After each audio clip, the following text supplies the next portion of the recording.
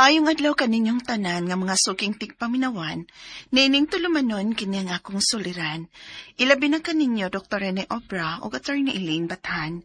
Ingon man, sa mga artista nga maghatag og kinabuhi ning akong suwat suliran. Ako si Rosa, 32 anyos, nagpuyo sa Cebu City. Punto legal kining akong suliran. Kabahin kini sa akong kaminyoon. Aron inyong hisabtan, ingon ini ang mga panghitabo.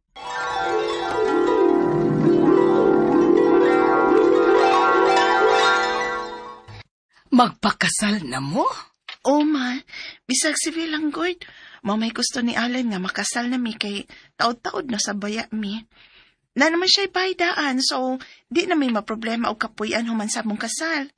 Di lang hinon kayo ni Dako, wa pa sa mahuman, pero mapuyan naman sa binoon, ma. Oh, maayo kay naadi ay sa inyong plano ang pagpakasal. Abi na ko kutob na lang yun mo sa uyab-uyab. Okay raman ka, ma. Uy, nganong dili, good, Rosa. Maura gani na akong gipaabot ninyo. Kay dugay na baya mong nagkauyab. Bahala gamay ang puyan ninyo. Importante nga na ay bendisyon ang inyong pagpuyo. Salamat, ma. Okay ra kani atong gipuy anday. Ngano kung dili man, maayon kay sa mga bang pata. Pasensya na ka sa kong bayad ha. Wag ko magpahuman ini. Sige lang pohon. Base pa dahil surtihon ta. Mapanindot na ron yan ako. Ay, pag-unahon na anak dong, uy. Naan naman ko. Asawa naman ko ni mo. Mao nga sugot ka ron. Magtinabangay ta sa atong mga gastuhan din, hi.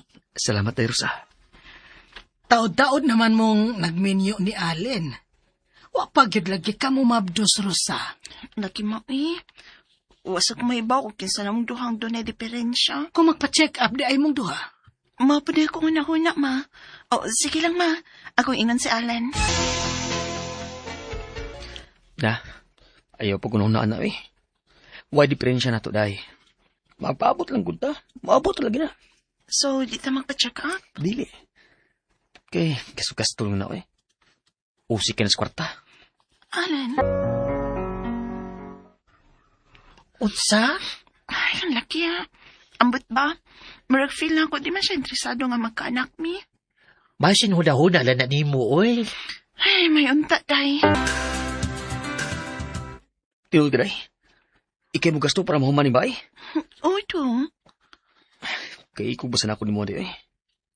Ako ba lalaki niya? Ikaw din mo gasto para mapahuman ni bay. Ikaw na gani ang mas tako gasto din sa ato. Dong, wamagod ko magkwinta, anak, eh. Ako may mas dakog sweldo na itong duha. Usa pa, asawa pa ako ni mo. Para ato raman sa niya akong kibuhat. Salamat eh ha. Uy, sa pa yan, dong.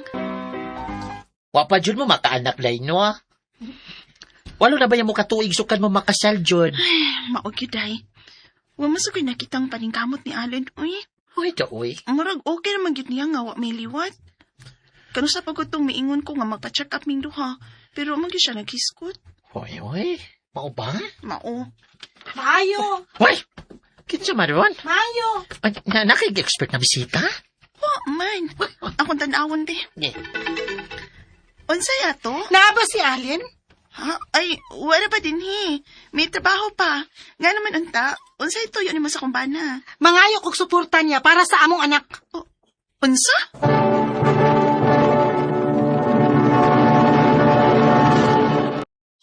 Wa ko mahibaw sa bation ako sa diyang naibaw ko, nga doon na daday siya'y anak. Buot ipasabot nga posibleng ako mao'y doon ay diferensya namong duha. Pero aside anak, ang iyang pagpamakak na ako nga may anak na day siya, ugwa siya mo suporta ni ini. Narealize na ako nga, basinog dili gyud tingali ganahan ang akong banag responsibilidad. Hinungdan nga wa ko makakitag paningkamot o interes ika niya nga makaanak mi. Unya? Grabe kay ka! Huwag ka magkasulti na ako nos tinuod. Day, I'm sorry. Day, please, ayaw kong biyay, Day. Mahal kay ka. Alan! Nemo, hungry na ka? O, tita. Sige, mag-prepare sa kasi mga snacks, ha? Grabe ni mo, lay, no? okay ra sad ka sa inyo nga set up sa imong bana no. Nga ikaw mao'y mihatag og suporta sa iyang anak bisan kanang iyan ang obligasyon. Okay ra na ako, day, eh. Pasalamat na lang gud ko nga pahuwaman na mo ang bata din, he. Usa pa, anak mapunis akong bana. Di nasab siya laing tao para nako. Grabe oy. Ikaw na jud ang dakilang asawa. May lang utapohon dili ka makaamgo. Ha? Makaamgo nga unsa? Nga naminyo ka sa sayop nga lalaki. Oh, Ako man ginalooy nimo oy. day. Naunsa man ko. Di man gid mawa sa kong hunahon ang gisulti sa akong amikang bayot. Sayop ka nga naminyo kong Alan. Unsa? Mana Alan. Oo, ako makasabot ako. O sa kaadlaw anak nakamata na lang ko nga wala ako makasabot sa itong kaminyoon. Dili na ko malipayon. But mong pasabot. Maglibuwag na ka na ako. Oo. Huwag mo pauli na ko sa amo. Rosa. Wa ko magdahom nga maubaday ni mahitabo sa akong kaminyoon. Nawa ang akong gugma sa akong bana. Siguro, tungod kay wako'y nagkitang paningkamot niya sa among kaminyoon. Human sa pila ka tuig na mong pinagbuwag, nakarelasyon ko laing lalaki og namabdos ko. Ang akong mga pangutana mo kining mosunod. Unang pangutana, usa sa manununod si Allen sa yuta sa iyang amahan. Inigbahingay nila sa iyang mga igsuon, pwede ba kong makapangayog bahin isip iyang asawa? Dako masabot kong nagasto sa among kaminyoon.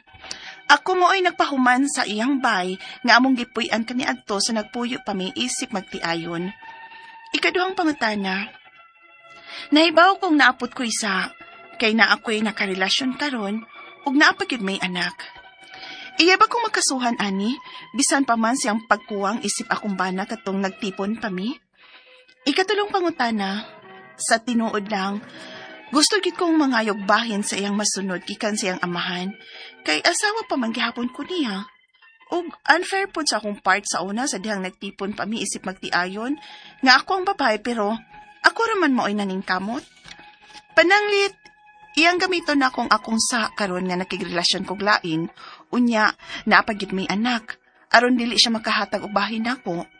Pwede ba kong maka-file og counter affidavit sa iyang pagpamakak nako, bahin siyang pagtago nako nga may anak na siya?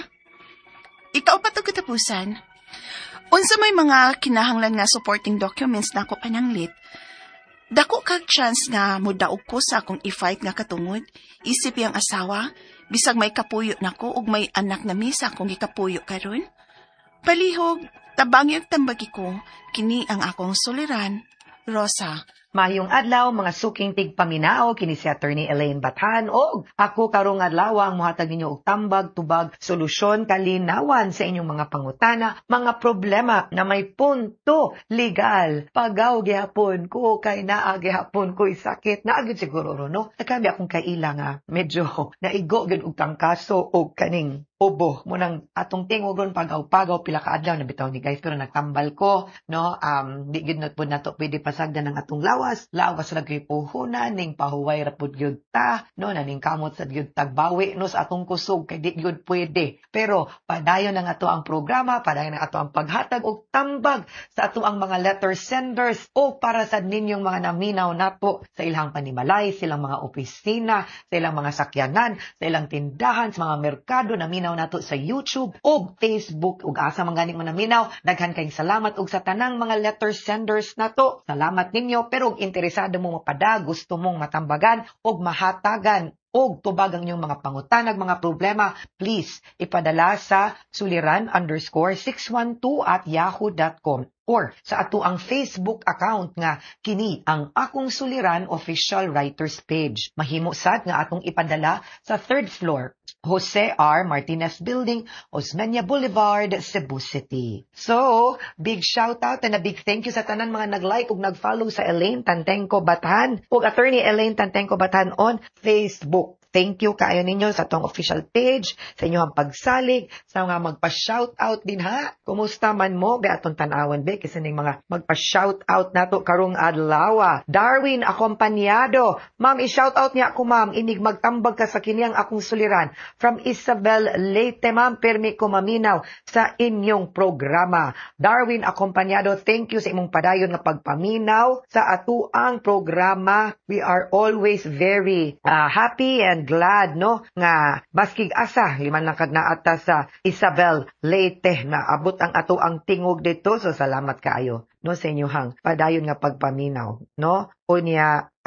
naapod sila kani si hala ngano dili lang ko ani nga oy kanang naay mga magpada please lang ato ipadangan to sa kini ang akong suliran official writer's page. Okay, now letter sender na to karong adlaw si Rosa, 32 years old, from Cebu City. Kabahin ni siyahang pagminyo no. So paminaw man dito natos drama, so muni iyahang mga pangutana no. Kay mura manig ni fall out of love ko no iyahang bana or iyang siya mo'y nawagtangag gugma actually ko atong tanawon sa drama unya na naman ni siya lain I think no kay naalaman ni siya kuan na mabdus man ni siya so unang pangutana usa sa manunod si Alan sa yuta sa iyang amahan inigbahinay nila sa iyang mga igsuon. Pwede ba ko makapangayog bahin isip iyang asawa? Dako man sagud ang nagastos among kaminyoon. Ako maoy nagpahuwam sa iyahang balay nga among gipuy-an katong nagpuyo pami isip magtiayon. Okay, pagminyo ninyo no ang tanang mga kabutangan kani kinaminyo mo after the family code, ang inyong kaminyoon is governed by absolute community of property. Unsa may pasabot sa absolute community of property? Ang tanan nimong mga gipanag-iya sa ulitaw pa ka, whether gisunod na nimo or gihatag sa imo or pinalit nimo, no? Dalhon na nimo sud sa kaminyoon unya mahimong co-owner or tag-iya pod ang imuhang asawa or bana. Pero kanang mga butang nga nadawat nimo sulod sa kaminyoon pinaagi sa gratuitous title gihatag gidonate or imong gibanos or gipanunod unya paghatag wa giingon nga labot ka isip asawa or kanang nanunod dili ka eredero wa kay labot ana no dili na mahimong imo or di ka kapangayog bahin himo apil gyapon na siya sa iyang exclusive property makakuha ra siguro ka ana diha kung mamatay ug una ang imuhang bana no unya apil man ka kay eredero ka diha pang dapita pero di ka kapangayog bahin kay wa man kay labot anha sa iya man ang amahan no hinaguan siyang amahan nga modawat day kag limpyo muni pasabot sa balaod din ha. So wala og dako man gani kag nagastos inyong kaminyoon pag settle mo sa inyong katigayunan husaya na hapsaya nagtarong pagbahin-bahin mo tarong. Ikaduhang pangutana nahikibaw kung naapod ko'y sala kay naa na ko'y karelasyon karon ug naa pagid may anak check wa pagid ka na analday kuyaw kay kag adultery iya ba kung makasuhan ani bisan paman sa iyang pagkuwang isip akong bana katong nagtipon pa mi. Of course, pwede kang makasuhan kay di man na nimo pwedeng mahirong rason. Pagpanumpa manggod nato for richer, for poorer, in sickness and in health, for better or for worse. Ang for worse man na, ug naa man gani siya pagkuwang, di ba? Dapat pud mo sabot ka, mo adjust ta appeal man as package. Di man na pwede nga diri ra tataman ha kay sa katamang kalami ra gyud ato, pero di man na pwede. That's how marriage works, no? So, of course, pwede gyud kang makasuhan because even if buwag mo physically, the bond of marriage is not broken. So long as wa mo na anal, naka-attach gihapon ang tanang responsibilities ug obligasyon sa usa ka tawo nga minyo. One of which is di ka pwede makighilawas or makigrelasyon ug laing laki. So, dire medyo delikado ta diring dapita. Ikatulong pangutana sa tinuod lang, gusto gyud ko mangayog bahin sa iyang masunod na greedy kaday gikan sa iyang amahan. Kay asawa pa manggihapon ko niya ug unfair pud sa akong part. Sa una sa dihang nagtipon mi, isip magtiayon nga ako ang babae pero ako ray naning kamot. Pananglit, iyang gamiton nako akong sala karon nga nakigrelasyon ko ug lain.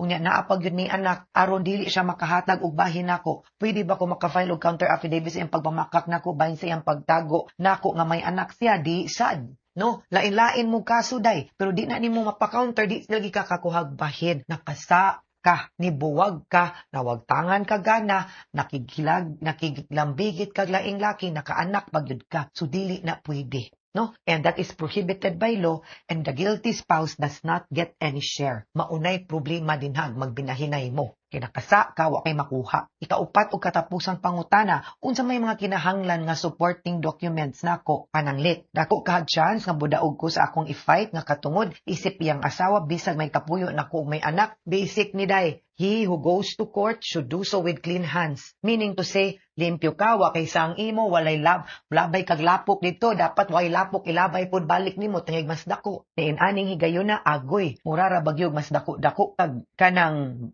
lapok malabay as against you. So murag, lisod ta diring dapita girl. Di ko ka kapasalig nga ang balaod mo dapig nimo because like I said una sa tanan, even if wa kaysa, even if okay pa mo, di mangyud pwede nga ikay mahimong tag-iya because the property was owned by them. Naminyo na mo, nadawat niya minyo na mo, unya gihatag ngadto raman kay nanunod man siya. So dili pwede. Anak yun na, ayaw lang, bawal greedy lagi. Okay? Mga suking tigpaminaw, hinaut untangan ng minakutlo na pagtulunan karong adlaw. Kini si Attorney Elaine Bathan. Daghan kayong salamat sa inyong pagpaminaw sa atong tulumanon. Hangtod sa sunod nga sugilanon din higapon sa to ang programa. Kini ang akong suliran. Gikan sa RMN Production Center, Radyo mo Nationwide. Tatak RMN, daghang salamat ug maayong adlaw.